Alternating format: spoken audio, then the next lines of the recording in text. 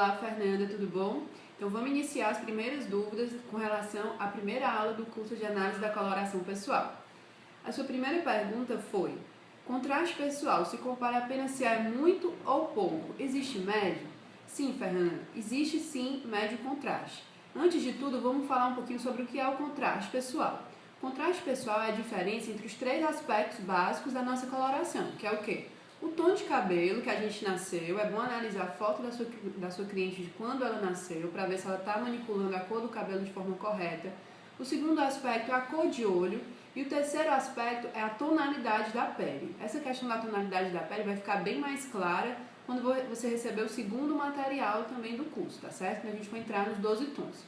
Então, a diferença do contraste é a diferença entre esses três aspectos. A gente citou muito contraste, a Ana Paula Arósio e a Zoe Deschanel, por exemplo. Por que elas têm muito contraste? A cor da pele delas é muito clara em relação ao tom de olho. Por mais que seja um azul e um verde, são azul e verde escuros. E o cabelo também muito escuro. Essa diferença fica bem clara quando a gente vê a foto delas em preto e branco. A gente vê uma diferença muito forte entre a pele que pula em relação ao olho e em relação ao cabelo. Com relação a pouco contraste, a gente citou a Nicole Kidman. A gente vê que quando coloca no preto e branco, fica tudo tom sobre tom, fica cinzinha. Então ela tem o cabelo claro, o olho claro e a pele clara e opaca. Então isso dá a ideia de muito pouco contraste. Quem tem pouco contraste deve usar o quê? Pouco contraste nas roupas. Quem tem muito contraste deve usar muito contraste nas roupas. Médio contraste, a gente pode pensar na Gisele Bündchen, certo? A gente pode pensar até em mim. Por quê? Eu tenho o tom de cabelo muito próximo ao tom da pele e ao tom de olho. Meu olho é um castanho claro. Então você dá pra ver que não tem muita diferença entre o tom de pele, entre o cabelo e entre a cor do olho, mas também não é pouco e também não é muito. Eu peço para que você mande até uma foto sua, normal, de frente, para que a gente possa analisar o seu contraste. Então existe sim médio contraste. São pessoas que não é tanto um tom sobre tom, mas também não é uma diferença grande, como o caso da Ana Paula Arósio, ok? A segunda pergunta foi em relação aos acordes cromáticos. Você colocou aqui essas cores seriam usadas todas juntas, ou exemplo, verde usado separadamente com cada cor, exemplo, verde com amarelo. Essas combinações de cores, elas se referem a acordes cromáticos, Fernando. O que é acorde cromático? É quando a gente mistura uma cor com outra ou com outras duas ou mais três cores, certo? Então, assim, a gente vê que o verde misturado, nesse exemplo que você citou, com o azul, com o branco e o dourado, tem um efeito totalmente diferente do verde misturado com o azul, o marrom e o branco. Então, assim, esse acorde, essa mensagem em relação a todas essas cores juntas e não separadas. A gente vê aqui, deixa eu colocar no slide das cores que você citou, certo? Só um minutinho. Por exemplo, essa questão do verde, esse acorde verde, branco e azul, por exemplo, passa esporte.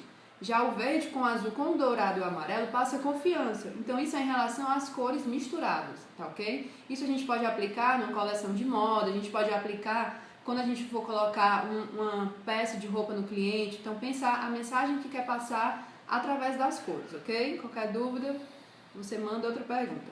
A terceira pergunta é: as cores que estão com porcentagem, seria a aceitação que ela tem em relação às pessoas? Então, assim, essas porcentagens em relação exatamente às cores preferidas na maioria das pessoas, certo?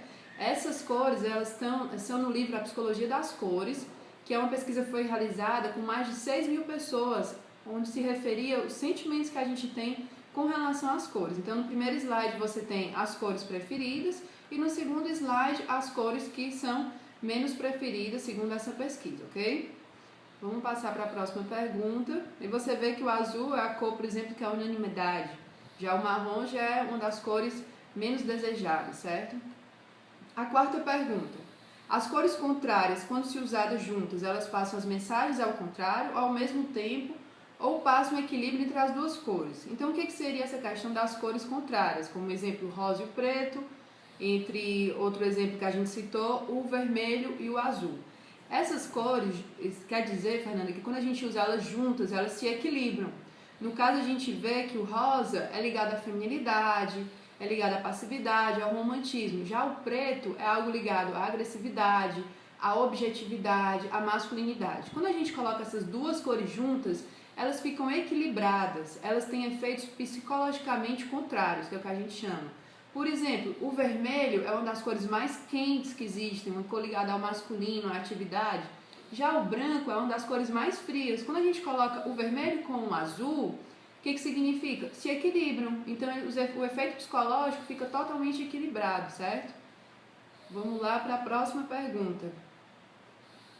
Moodboards, Fernanda, são painéis temáticos, semânticos, certo? Onde você vai colocar fotos referente a cada coloração. No caso, outono, inverno, primavera e verão, ok? Então, você vai colocar fotos de roupas, fotos de paisagem, fotos de bebidas, perfumes, cores mesmo da paleta que sintetizem cada coloração, certo? Que você viu na primeira aula, ok? Então, coloque tudo aquilo que você achar. Um exemplo de site interessante para você pesquisar é o Pinterest, certo? www.pinterest.com.br. Então, pesquise imagens diversas, não só relacionadas à roupa, mas a tudo aquilo que remeta cada estação de coloração pessoal baseado nos 4 tons, ok? Até o próximo!